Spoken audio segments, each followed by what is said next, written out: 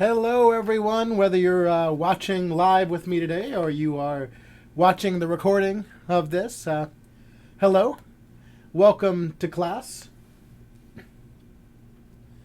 This is CTS 217. This is live class number 2, Computer Training and Support.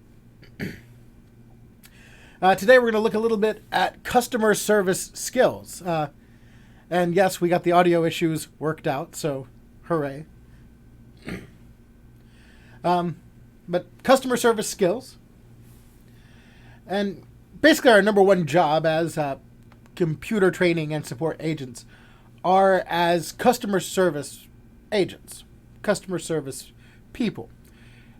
And you might not think about it in that sort of way. You know, when you think about a job in computers, you might be thinking about a job where you get to kind of hide in a back room and work on things, and you don't really want to interact with people all that much. But in actuality, when you look at a job in computer training and in support, you're dealing with the public quite a lot. And so customer service skills become incredibly important.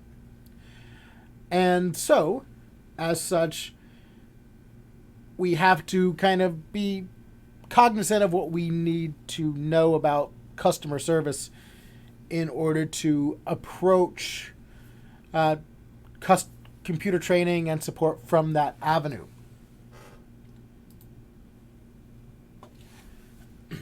So we're talking about computer training and support with a customer service ethic. A customer service ethic. So what does a customer service ethic mean? So when we're talking about a customer service ethic, what we're essentially talking about are 3 primary ideals. One is that it's an organization-wide commitment. From the top to the bottom, from the president of the company to, the lowest ranking members of the company, everybody in the company is focused on the customer and serving the customer to make sure that the customer is having a good customer experience, to make sure that the customer is having their needs met. It's an organization effort from the top to the bottom.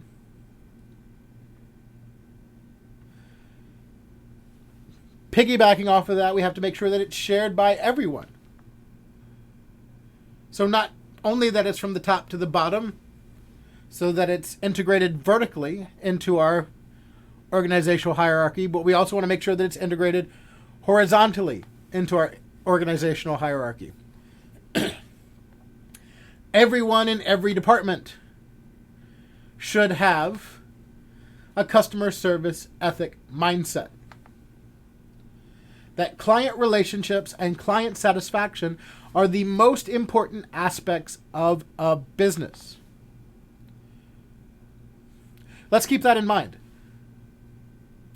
When you're dealing with a customer service type of industry like we are in computer training and support,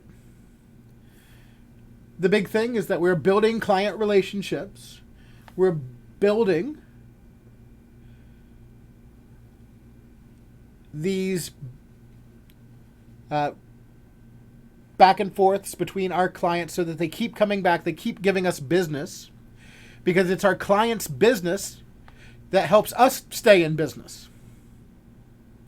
So ensuring that the client is satisfied and ensuring that the client's needs are met helps the company to stay in business. So in that regard, client satisfaction and the relationship between the company and the client becomes the most important thing that an organization should focus on that has a customer service ethic. So when we're thinking about computer training and support, and we're thinking about working at a help desk or any kind of the computer support and training jobs that we discussed in our live stream last week, the big thing that we have to keep in mind is having a customer service ethic, keeping things client focused, and making sure that client is satisfied.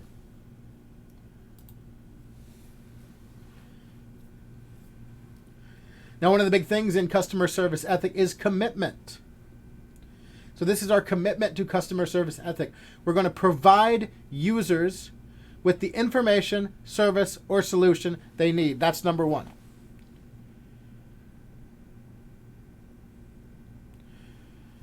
We mentioned last week about, users coming to us and being frustrated. And that definitely is a problem. And when you do your reading, and we might even get there in our discussion this week, about clients who just come in and they're frustrated. All clients are frustrated to some degree, even if they come to you and they're, upbeat and happy and easy to work with. All clients are frustrated to some degree because they're coming in with a problem. They have an issue. And that problem is causing them some kind of distress in their life. They're either not able to do their job, they're not able to do something that they want to do. I gave you all the example last time we spoke about a friend of the family's that I have, who his only means of being able to communicate with his daughter is via his computer. So when his computer goes down,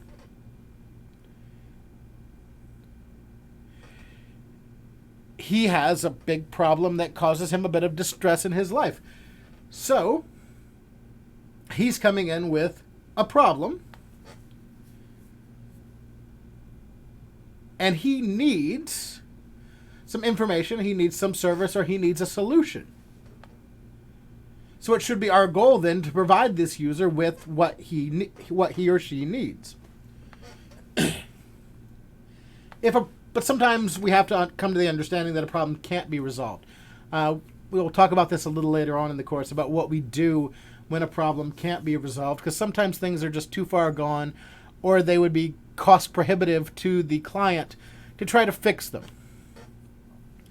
Sometimes we have a issue with the system, with a computer's or with a customer's device, with a customer's computer, where, if they had some kind of catastrophic failure where they needed a lot of parts replaced, it might actually be cheaper for them to replace the entire unit than it would be for us to service it and try to replace the parts and give them back their same computer. So if the problem can't be resolved, we have to be able to explain to the client in a manner that they can understand what can be done, because they still need a solution. We need to go back to that first point. Even if we can't fix it, they still need a solution. They need a solution to their problem because that problem is causing them some kind of distress. But all the while, we have to remember that we need to treat our clients with respect and courtesy, even if they don't necessarily treat us with respect and courtesy. They're going to come in frustrated. They're going to come in upset. They're going to come in angry. If they're too far gone, and we'll talk more about this later on, if they're too far gone, escalate their case up the ladder. Let them talk to your supervisor. Because you don't have to take abuse.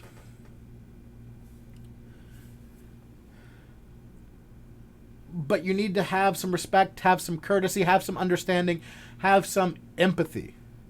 The big word that I like to use a lot when it comes to customer service and having a customer service ethic is empathy. We need to make sure we're empathetic with our client. Because we've all had issues before where we've had problems that have been causing us distress.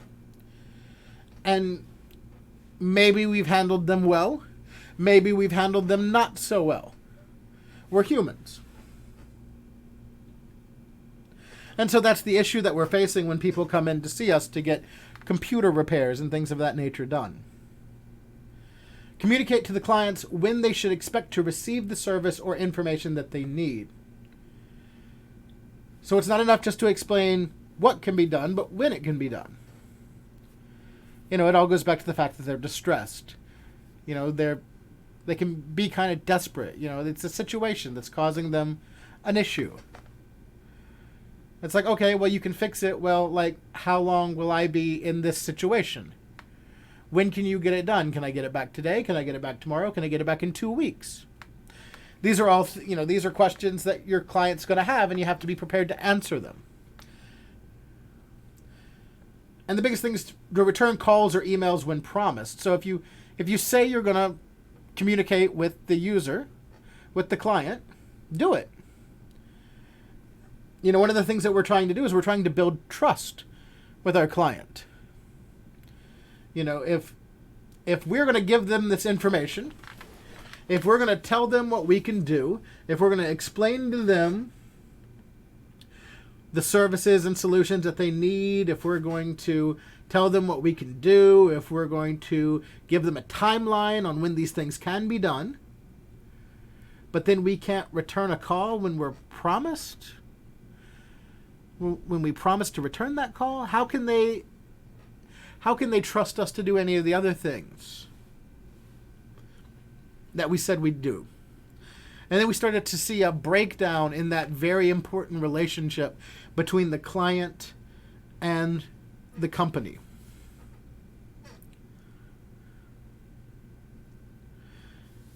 Because the company's ability to stay alive, again, all relies on the client's return business. So our goal is this: 100% satisfaction 100% of the time. This is our goal. Now, our goal is impossible. We don't live in some kind of ideal world where we'll ever actually achieve 100% client satisfaction 100% of the time. We know this is kind of a pipe dream. Like, we understand that, not everybody is going to be 100% satisfied every single time. But that doesn't mean we don't try for it.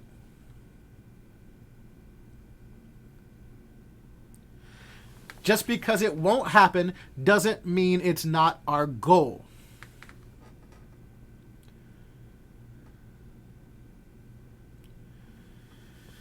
Like, sure, we operate under the assumption that, we'll never get 100% satisfaction 100% of the time. Doesn't mean we stop trying. We don't stop trying.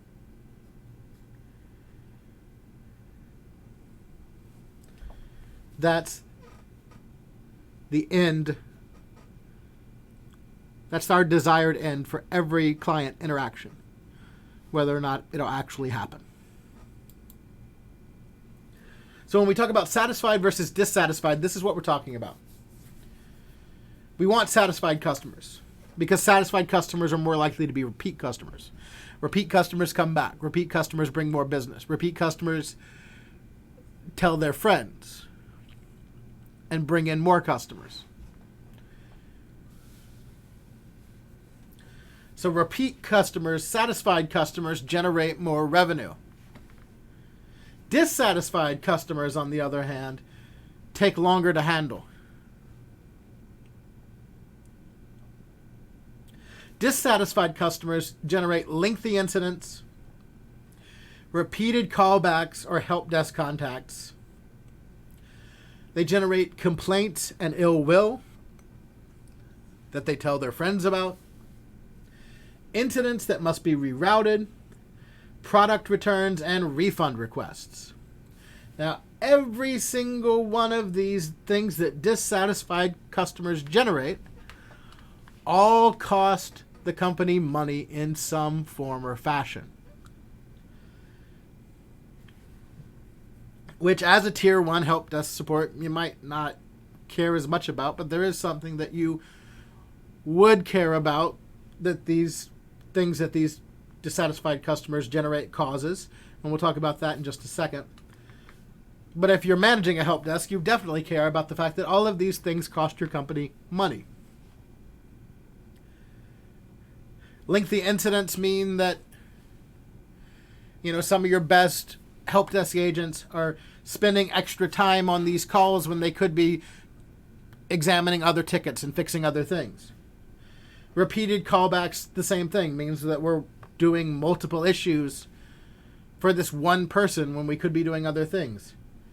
Complaints and ill will, we're just spreading negative publicity. Incidents that must be rerouted, so then they're going up the chain to tier 2, tier 3, tier 4 support, and taking those individuals away from other things that they could be doing. And then product returns and refund requests. Refund requests are direct money out. But then when you think about it, and so that's from the company's perspective. From the company's perspective, it's costing everybody money. But then when we think about it from the perspective of the tier 1 help desk agent, when you're the tier 1 help desk agent, it causes you headache to deal with all these things that dissatisfied customers generate. If you've ever been in any kind of job where you've had to deal with the same person for longer than the usual amount of time, think about just working at like a cashier at a store. And you had in most of your customers that come through, you can check them out in less than a minute and have them done and gone. But then this one particular customer comes through and they cause you a little bit of a problem, and they're there 5, 6, 7, 10 minutes. And then by the end of that customer's order, you just feel exhausted and drained. Even though it really, it was just one customer, just one order. Really didn't take that long in the grand scheme of things, but it was outside of the norm. And it just was a headache for you. All of it's just, all of these things are things that'll cause stress for you as the tier 1 help desk agent. And in a job that's already incredibly stressful, because, your job is essentially just finding problems and solving problems. So there's an immense amount of stress in that. The last thing you need from having all of these problems that these dissatisfied customers bring to you is the additional stress that they generate. So that's why we want to shoot for that goal that we saw on that last slide, that 100% client satisfaction 100% of the time. We want that 100% satisfaction guarantee. Because it's going to make life better for our company. It's going to make life easier for us if all of our customers are satisfied, if we do our best to try to ensure that we're getting those satisfied customers.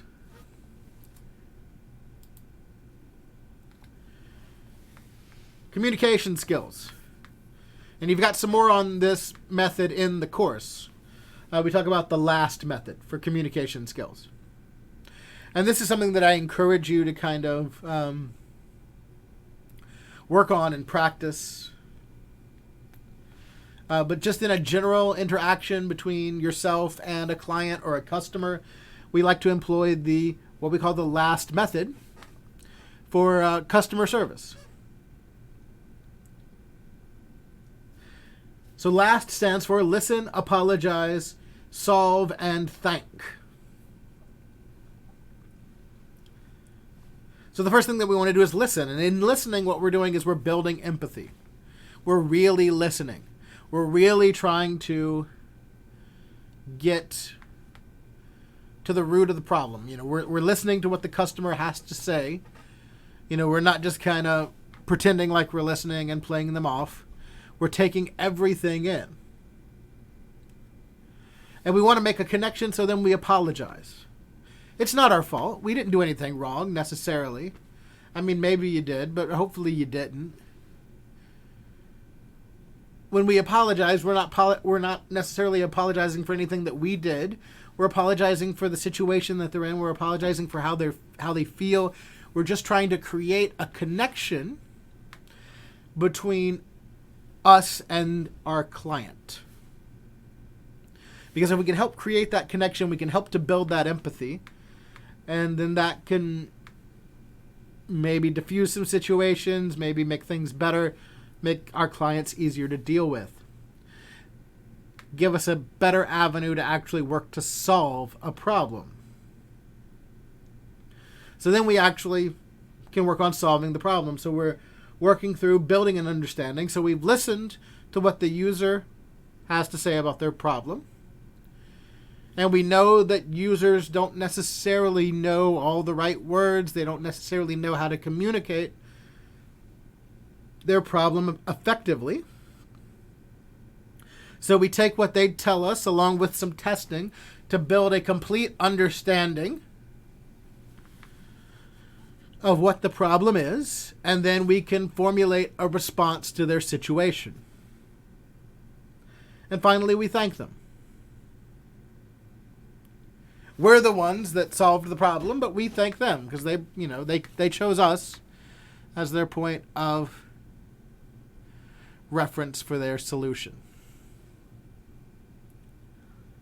That's another thing like that. Apologize, because, we're the one who gave them the solution to their problem, right? So they should be thanking us. But it's back to that. It's back to a similar thing like the apologize thing. We're not necessarily thanking them for anything specific. Thanking them for choosing us as their support solution, or thanking them for coming in and seeing us. But really, we're just trying to create that connection, leave them with a good impression, so that when they leave us with a solution to their problem, and they leave us with a good feeling that, the people there kind of understand them and appreciate their business and everything's great. So those are kind of the goals of the last method. And we have a video in the course, in the Blackboard course, that if it goes into it in a little further detail, that I encourage you all to watch as you work through your material this week. So listening is the first part of our last method, and we have some purposes for listening here. And there are all sorts of different purposes for listening, and we can be listening for many, many different reasons.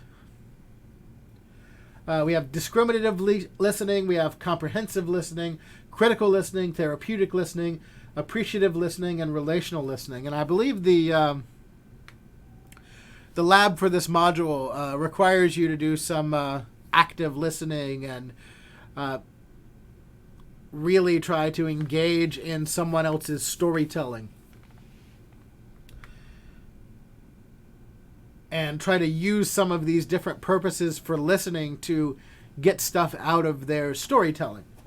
So we have discriminative listening, where you're learning about the user, not necessarily the user's problem, but the user themselves, because as we know from Module 1, the user's background, the user's own personal experience can influence how we interact with a user.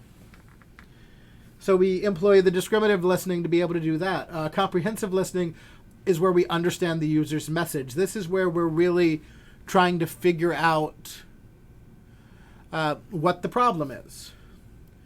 So this is what's the user trying to tell us? What are they trying to get across? Critical listening is where we're analyzing and evaluating the user's message. So we got what they're trying to tell us. Now, what does that mean? Because we know that a user doesn't necessarily use the language that we use as a computer technician. They might not know all the technical stuff that we know. So, I got what the message they were trying to give me. What the message they were trying to give me is. Now, what does that really mean? Therapeutic listening is listening that we can use to help develop empathy, identify opportunities for positive support. Because sometimes we have that user who comes in to you with a problem, and that problem is causing them a major distress.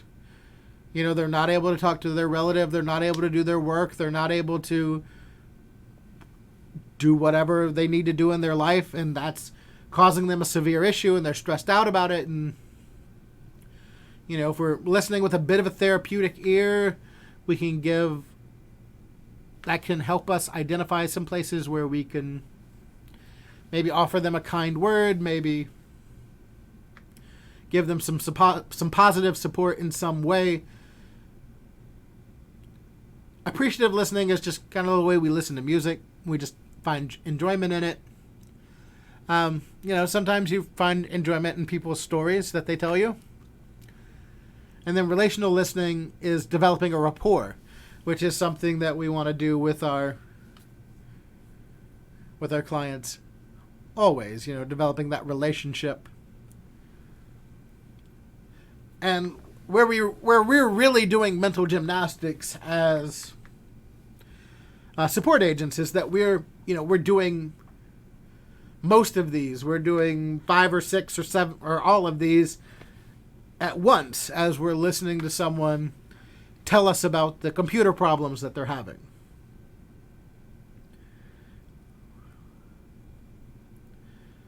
So it's a bit of mental gymnastics in a way that we are trying to work everything out. So it is fairly difficult, and it is something, but it is also something that you could practice.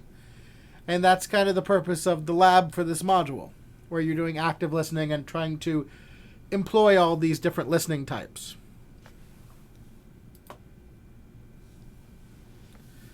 So when we're listening carefully. We're trying to pinpoint the problem description. Again, I can't point out enough the fact that the user doesn't speak our language. The terms and the way that the user uses those terms won't be the same as the way we might talk about computer problems as people who are more technical, people who have more computer knowledge. So, in a way, we kind of have to be translators. And we can use the language used to describe the problem as kind of an indicator of the user's experience level. If they use the language more correctly, more like we'd use it, then we know that, they're sort of a more advanced user.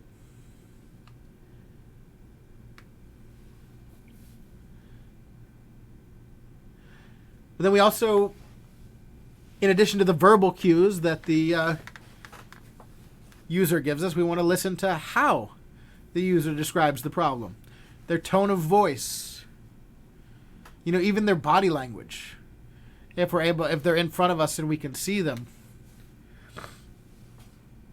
can really give us indications of kind of what's going on and how severe the problem is and all of these different sorts of things that's going on beneath the surface.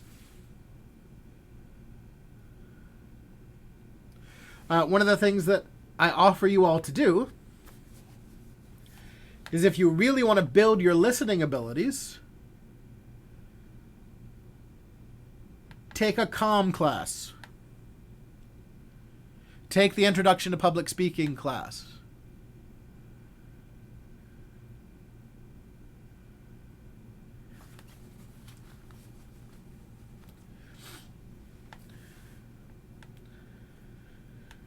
The skills that you learn in those classes will help you build your active listening skills. And you can actually build your skills on both sides of the coin. You can build them from a listening standpoint and from a standpoint as a speaker. So you can talk more eloquently and describe things better to people. So in that regard, you can do all of that sort of stuff better. There are some barriers to effective listening, and we want to make sure that we try to avoid those. One is focusing on your own concerns. When we hear about a problem, we might immediately jump to some kind of bias.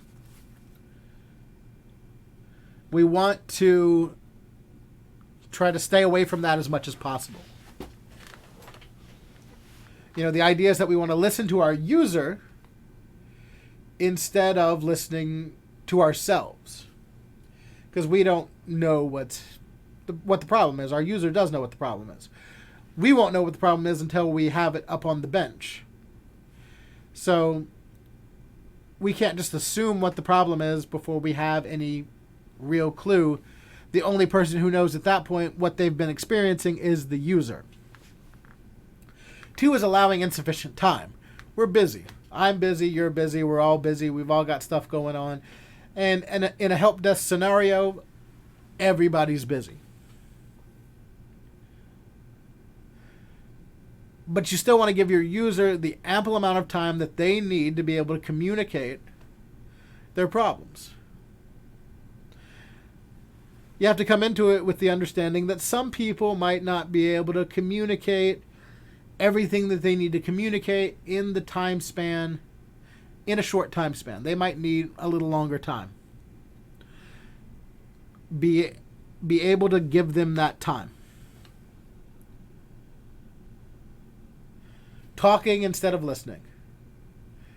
When we're on that first part of the last method, when you're listening, you're just listening. There's the old kindergarten thing or whatever. Listen with your ears, not with your mouth. It's hard for us as people not to want to just go ahead and jump in and try to solve things, but we got to wait. We got to listen to the problem, and then we can wait and try to solve it later. Talking to avoid silences. Sometimes in a silence, the user is just trying to take a second to capture their thoughts, to let everything kind of catch up in their brain. So by you talking to try to just avoid a silence, which is a natural thing that people do, you're interrupting their train of thought and kind of getting in the way of progress. So you don't want to do that. And then finally, avoiding eye contact. Maintaining eye contact helps to keep empathy. And then, it also helps us to read body language. It helps us to do all sorts of stuff. We want to try to maintain eye contact and just, look at the person that's talking to us.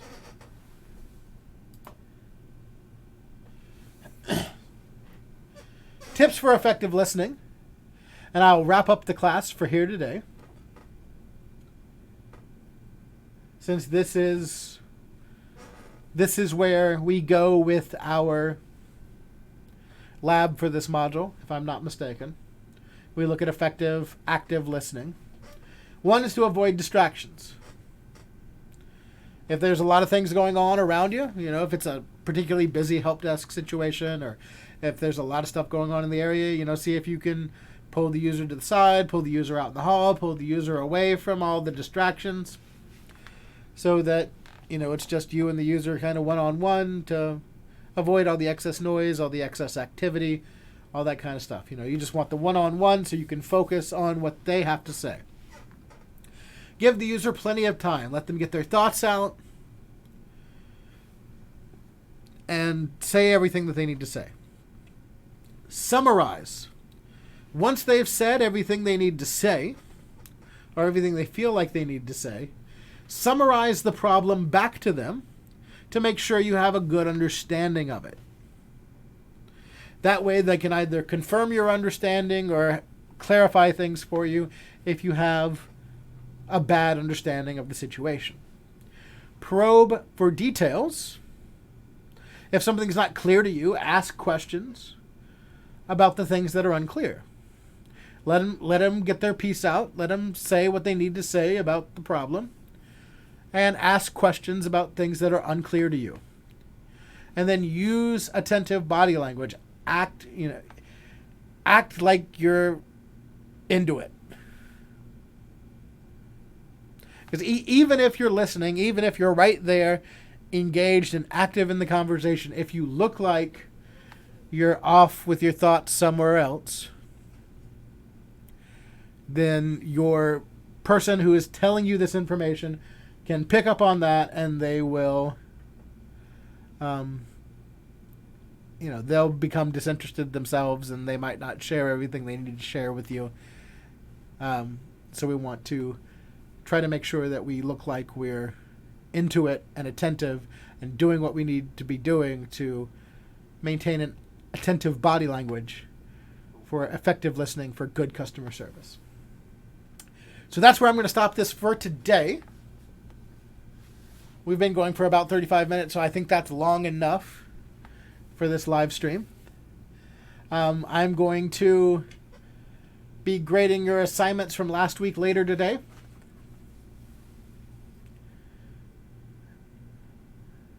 So you should have grades on those later today. For those of you who are with me in the live stream, if you have any questions, you can post them in the chat. I'm going to put the music back on for a couple minutes and answer things in the chat for a couple minutes. But otherwise, that's all I have for you today. Thank you for coming. Thank you for watching, and have a great day.